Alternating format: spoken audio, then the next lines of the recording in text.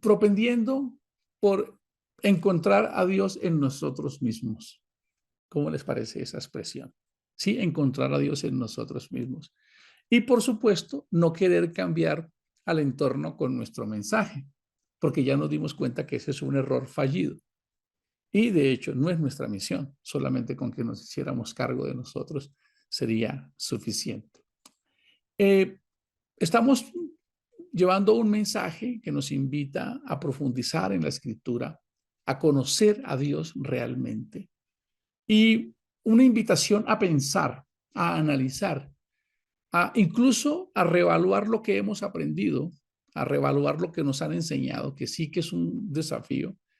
Un hombre no cristiano, un futurólogo llamado Alvin Toffler, creo que ya murió, un hombre que ha escrito libros tremendos, escribió un libro que se llamó La Tercera Ola, escribió varios libros, La Revolución de la Riqueza. Con su esposa Heidi, ellos han escrito muchos libros sobre lo que iba a ser el futuro y cómo se iban a desarrollar las comunidades. Y él escribió una frase muy poderosa. Él dijo, los analfabetos o analfabetas son aquellas personas que no sean capaces de reaprender, ¿cómo les parece? De desafiar sus creencias. Porque nos da un temor cambiar lo que nosotros creemos, lo que nos han enseñado. No nos damos ese permiso. Creemos que, bueno, claro que como nos han colocado tantos limitantes, muchos miedos, por ejemplo, cuando nos dicen no blasfemen contra el Espíritu Santo porque ya quedaste perdido, ya inevitablemente ya condenado. Pues con ese tipo de amenazas, ¿quién quisiera averiguar o disentir de ese tema? Nadie se atrevería a decirlo porque eso es como caminar por un precipicio, ni siquiera me acerco. Todos esos modelos desde la religión nos colocó como impositivos que nos limitaron la posibilidad de pensar y de creer. Pero ningún ser humano necesitaría de otro realmente si quisiera encontrar a Dios analizándose a sí mismo.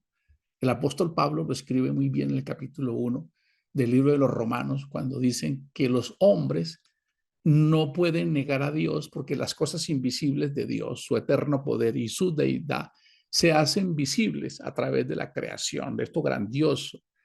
Pablo dice, cualquier persona inteligente sabe que esto no se pudo haber hecho de la nada. Es decir, no andamos en este planeta que tiene como 5 movimientos al tiempo. ¿Sabían ustedes?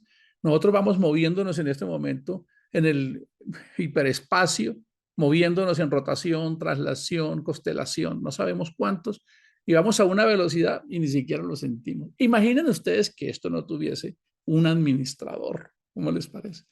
Entonces Pablo dice que el ser humano, si realmente hace un análisis crudo y honesto, va a descubrir que detrás de todo lo que hay una mente majestuosa y maravillosa y orquestada, que hace que todo funcione bien, como nuestro cuerpo. En nuestro cuerpo habita el orden, ¿cierto? Si ustedes ven que todo está por ciclos, todo maravilloso, es porque nosotros somos parte del organismo de Dios. ¿Cómo les parece? Así es. Dios no está por allá. ¿Dónde estará Dios? A veces los cristianos oramos así, Señor, escúchame, ¿cierto? Como si estuviera por allá lejos. Bueno, hoy voy a compartirles una lectura que seguramente hemos algunas veces leído, pero que no la tenemos tan profunda. Está justamente en el capítulo 1 del libro de Colosenses. El gran desafío de la humanidad es conocer quién es Jesús el Cristo. El problema de la humanidad es que piensa que Jesús el Cristo es un líder como los demás y que se puede comparar con los demás. Y eso hace que yo no pueda descubrir realmente la libertad y la verdad. Dice desde el verso 15 en el capítulo 1 de Colosenses que Él es la imagen del Dios invisible. Solo necesitaríamos tratar de entender esa frase. Él es la imagen del Dios invisible. ¡Wow! ¡Qué poderoso es eso! Eso es como la impronta, o como dice Corintios, para que conozcamos a Dios en la faz de Jesucristo. Y este ejemplo ya lo he colocado varias veces, pero lo voy a recordar por el momento. Y es que este teléfono está hecho de dos cosas, de lo complejo y de lo básico. O sea, como decía Steve Jobs cuando estaba creando la computadora, Tenemos que crear un dispositivo que una abuelita en Canadá pueda hacer clic y entienda sin tener que entender toda la complejidad que hay detrás de este teléfono. Esto es lo que se llamaría una interfaz o un frontend, una parte frontal básica. Si yo le quitara a este teléfono este pedacito de acá y tuviera que empezar a manejar todos los integrados, toda la ingeniería que hay acá, que algunos dicen que este teléfono tiene más tecnología que la que utilizaron cuando el presidente Kennedy para mandar a los hombres a la luna ya en un teléfono, pues nosotros no podríamos llamar si le quitáramos esta interfaz que la hace básica, que uno es verde llamar, rojo colgar. Eso es intuitivo, ¿de acuerdo? Esta interfaz me permite acceder a lo complejo que está acá, que solamente la alta ingeniería, los microprocesadores, los integrados. Imaginen nosotros tratando de descifrar todos esos microprocesadores integrados, el procesador, el yo no sé qué, para poder llamar. ¿Cuántos llamaríamos? Pues, una cantidad muy limitada, solo los ingenieros. Y de hecho, el mismo ingeniero necesita ponerle una interfaz para que esto se comunique. Eso es Jesús el Cristo ante el Dios eterno. Como el 10, si nada más acercáramos el sol un poco con una cuerdita hacia acá, si lo acercáramos nada más 100 kilómetros, apague y vámonos. Humano rostizado. Este planeta se consumiría solo acercando el sol. Y si comparamos al sol, que es una estrellita infinita, pero infinitamente pequeña en comparación con Dios, pues nos damos cuenta que entonces esa es la razón por la que Dios tiene que buscar una forma de darse a conocer y por eso se manifiesta en Jesús el Cristo. Tomando dos palabras, Jesús, humanidad, Cristo, eternidad. Él es Jesús el Cristo, Jesús el Mesías, el enviado desde la eternidad, el que se manifestó, la impronta. De hecho, Pablo lo dice muy bien, cada día nos vamos haciendo más, viendo de gloria en gloria a Dios en la faz, en la faz. Escuchen el ejemplo que les coloqué, en la faz de Jesucristo. Jesucristo es la parte asequible para nosotros, entendible, pero detrás está la complejidad. No podríamos conocer a Dios si Él no se hace visible a través de Jesús el Cristo. Por eso el apóstol Pablo escribe este derroche de contenido que les estoy leyendo, que es fascinante. Por eso él dice, Él es la imagen del Dios invisible. Él es el primogénito de toda creación. Es una expresión que al traducirla al español no queda tan precisa, ¿verdad? ¿Por qué? Porque recordemos que cuando ustedes leen el capítulo 1 del Evangelio de Juan, él dice, él era antes de todas las cosas. Pero lo que él quiere decir es que él es el amén, el principio de todo. Es decir, sin él nada de lo que es sería. El verso 16 dice, porque en él fueron creadas todas las cosas. Pareciese como que si el escritor se hubiese equivocado, pero ¿por qué colocaron en él? Porque la traducción no nos permite rescatar todo la riqueza del idioma en que esto se escribió. Lo que está diciendo que en él es que de él fluyeron las cosas. ¿Cómo les parece? Es maravilloso y es genial. En él fluyen, es decir, emanan como de una roca sale agua. Es el mismo ejemplo. En él subsisten. En él fueron creadas todas las cosas. Escuchen, las que hay en los cielos y las que hay en la tierra, visibles e invisibles, sean tronos, sean dominios, sean principados, sean potestades. Todo fue creado por medio de él y para él. Esto es extraordinario, ¿verdad?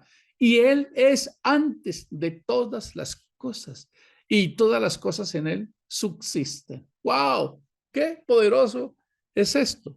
Entonces el Señor que estaba anoche robando, ¿dónde está metido? Pues está contenido en Dios porque no hay un lugar donde que no esté contenido Dios. De hecho, la expresión correcta que dice el panteísmo es que todas las cosas, que Dios está en todas partes. Esa es una expresión correcta desde la interpretación humana. Recuerden esto, por favor.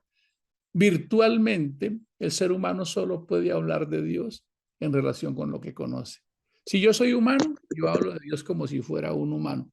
Si yo fuera un toro, yo hablaría de Dios como si él fuera un toro. Si yo fuera un león, yo hablaría de Dios como si él fuera un león. Yo hablo de Dios en proporción de quién soy y de lo que conozco. Pero eso no quiere decir que eso sea Dios. Yo realmente limito a Dios a mi lenguaje y a mi pequeña mentecita, pero Dios es más que eso y lo acabamos de leer, ¿verdad?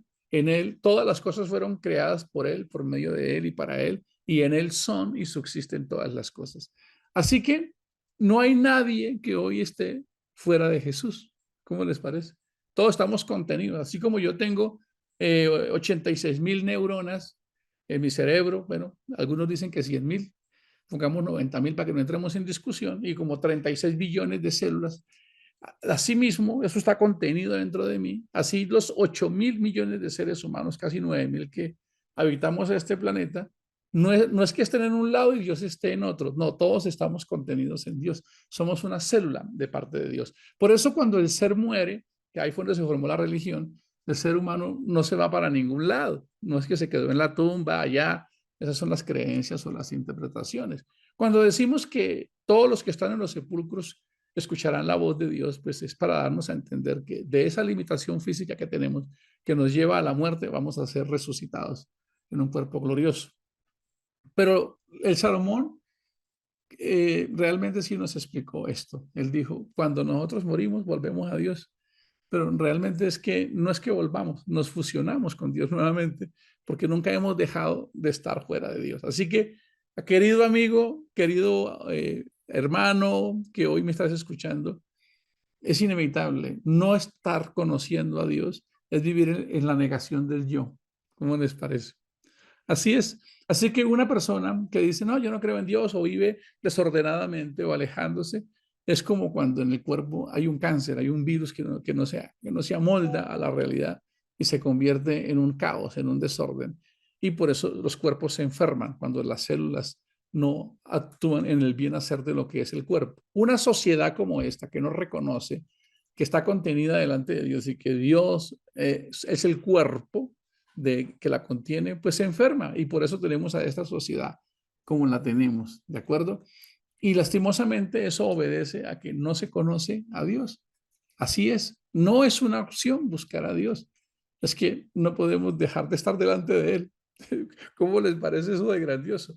Claro, pero en el día a día con la religión, todavía estamos pensando, vamos a orar para que Dios se entere que la hermana Bertilda en Boyacá está enferma porque Dios no se ha enterado que la hermana Bertilda está enferma. Solo si nosotros se lo recordamos en la oración, es que Él se va a acordar y entonces Él va a venir, porque si nosotros oramos, Él actúa. Poco a poco vamos a ir entendiendo esta majestuosidad. Solo puedo decirles hoy que hoy estamos completos en Dios y eso nos hace extraordinarios, eso nos hace geniales. En resumen, voy a decirte de aquí, eres un pedazo de Dios. ¡Wow!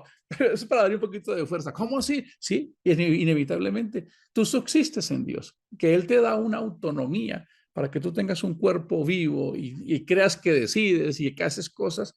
Es verdad, en alguna medida tú decides muchas cosas, aunque no tan cierta, porque realmente tú estás parametrizado y condicionado por un sistema de creencias y tú casi siempre, y yo, al igual que tú, elegimos en el día a día hacer las cosas. Pero tú realmente eres un pedazo de Dios. Así es. Traten de mirarlo de esta manera como un rompecabezas de esos inmensos que hay. Yo no sé cómo alguien se dedica a eso, pero bueno, hay tiempo para todo para algunos. He visto rompecabezas con miles de piezas. Haz de cuenta que que Dios es ese rompecabezas y tú eres una piecita que encajas ahí. ¿Sí? Y tienes una temporalidad y tienes la oportunidad de venir a construir el modelo del Hijo del Hombre. Tú puedes, o sea, como Dios nos dice, a ver, ¿cuántas de ustedes quieren ser buenas células? ¿O quieren ser células cancerígenas o enfermizas o se quieren perder? ¿O ustedes quieren trabajar en ustedes mismos para elevarse? Y no se dejen creer tanto de esa religiosidad que dice que tu cuerpo es horrible, la tierra es maldita y tú eres maldito también, tú eres feo, qué feo, eres un miserable pecador vulgar. Uy, qué terrible es el ser humano. Pues ya autoestima empieza a abocarnos. No, tú lo que eres es un ser extraordinario, grandioso y maravilloso, inexperto en ser tú mismo. ¡Wow! Muy liberador, pero ahora eres responsable. Eres un novato, no sabes ser. Marta, Inés, tú no sabes ser tú. Jackie, no has aprendido a ser tú. Bueno, yo ya me dije que primero yo. Gio, tú no has aprendido a ser tú.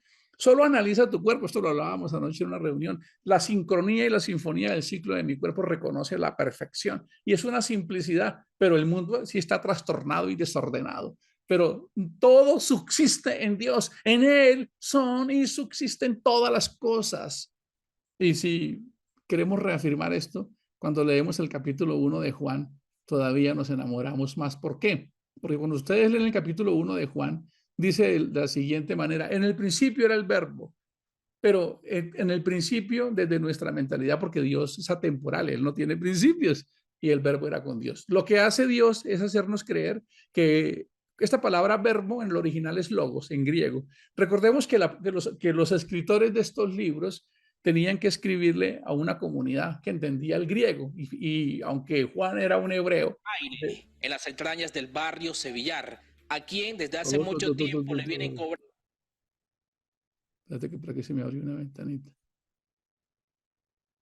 Bueno, entonces es el Google ayudándome, queriéndome ayudar. Entonces, esto es maravilloso. ¿Por qué? Porque podemos entender que hoy somos parte de Dios, que lo que tenemos que hacer es reconocernos a nosotros mismos.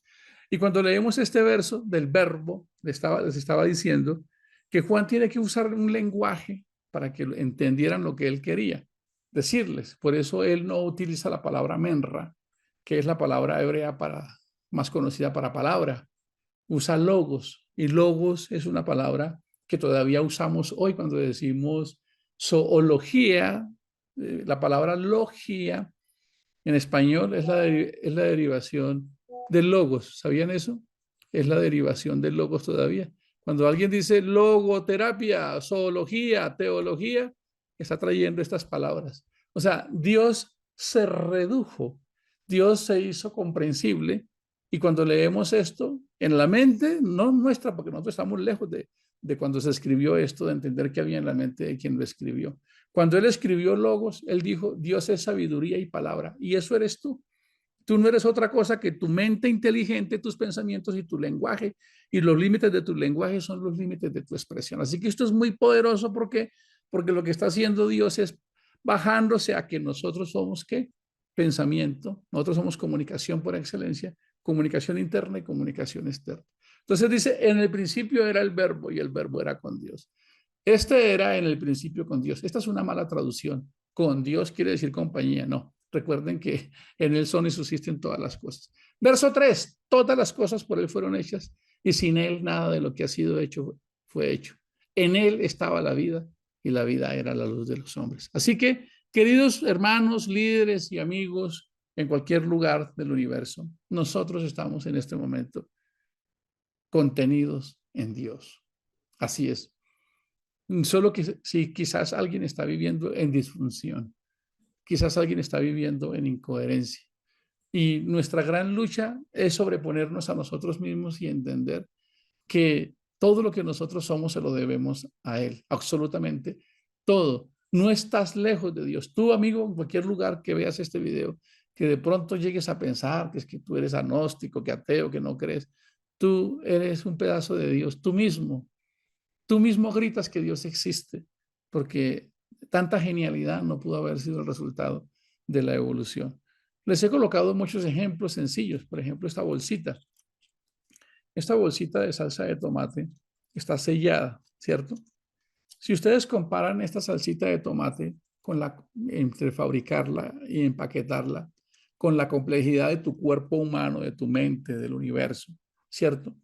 Se van a dar cuenta que esto no tiene proporción de comparar lo que tan complejo es hacer esto, hacer el universo.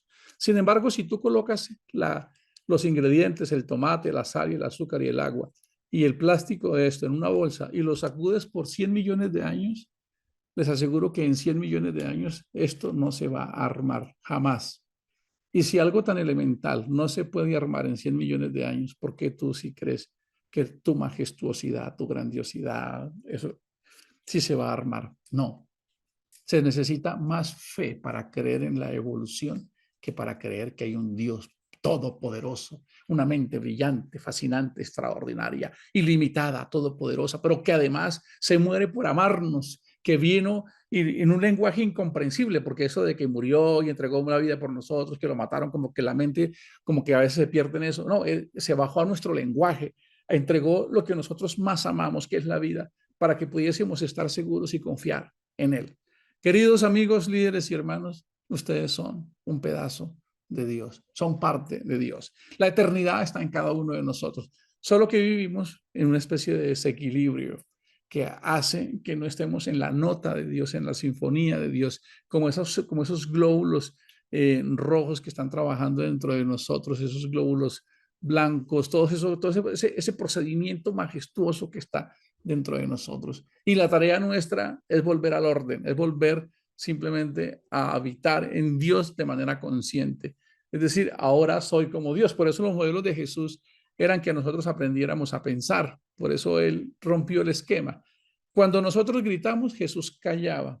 Cuando nosotros callamos, Jesús hablaba. Él rompió el esquema de lo que para nosotros es normal. Nosotros matamos, nos enfermamos por lo material, por el dinero, por saber que estamos bien, por asegurar que tenemos propiedades, por pensar que hay algo que logramos y que fuimos exitosos, así cuando nos muramos no nos llevemos nada. Jesús dijo, no, yo soy todo lo contrario, no tengo donde caer muerto según el lenguaje de ustedes. Según el lenguaje de ustedes, yo soy un fracasado. ¿Por qué? Porque no tengo nada, como lo hemos dicho. Él quiere que nosotros aprendamos a entenderlo, cómo es Él, que en Él somos y subsistimos. Pero para concluir este mensaje, somos afortunados. Así es. ¿Por qué? Porque somos parte de Dios. Somos su expresión más grande. Somos tan maravillosamente grandes que el modelo con el que Dios decidió darse a conocer es el nuestro.